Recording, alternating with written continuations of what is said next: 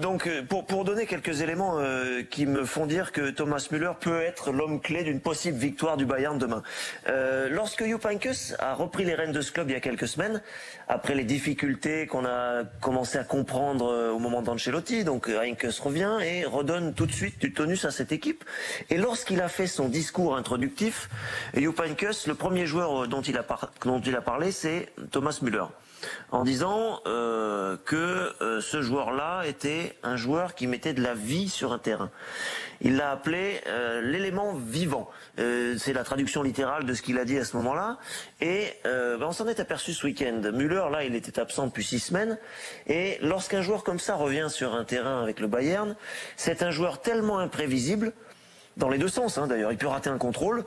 C'est ce qu'il a fait ce week-end, et ça a fait rire tout le stade parce qu'il y a un ballon qui est parti en touche alors qu'il croyait le contrôler. Ça, c'est le mauvais Thomas Müller. Mais il y a aussi le Thomas Müller surprenant dans le bon sens.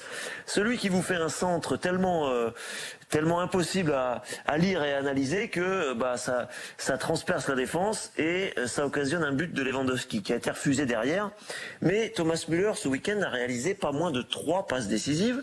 J'ai bien dit 3 passes décisives, 2 pour des buts qui ont été validés et 1 pour un but qui a été refusé pour un hors-jeu inexistant ou alors Lewandowski était hors-jeu d'un demi-centimètre. Ça a été visionné par la vidéo et le but a été refusé derrière.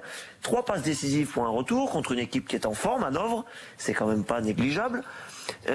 Thomas Müller revient donc, il est immédiatement encensé par son entraîneur, il l'avait été lorsque Heynckes s'était installé, je le disais.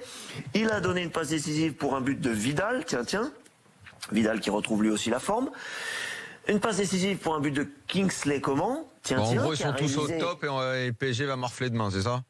En tout cas, c'était son meilleur match depuis son arrivée au Bayern. Très incisif, dribbleur, performant, il a perforé plusieurs fois la défense. C'est probable qu'il soit titulaire demain, Kingsley Coman, parce que Franck Ribéry, qui pourrait être évidemment l'homme qui lui passe devant, n'est peut-être pas encore complètement apte à débuter un match comme ça. Et on va se retrouver donc demain théoriquement avec devant Lewandowski, sur la gauche Coman, sur la droite Müller et dans l'axe, sans aucun doute, James Rodriguez, qui a lui aussi été bon ce week-end.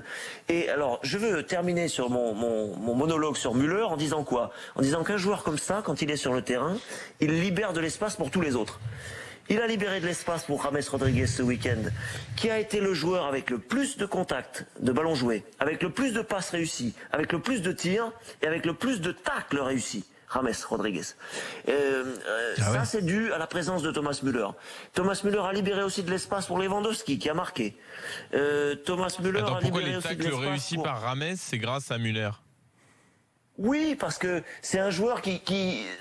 Comment expliquer ça? C'est un joueur qui est tellement intéressant, même sans le ballon, dans la capacité qu'il peut avoir, capitaine ou non, peu importe, mais qu'il peut avoir à motiver les gens qui sont autour, à leur donner un espèce de morale un petit peu euphorique, et à provoquer un dépassement de fonction.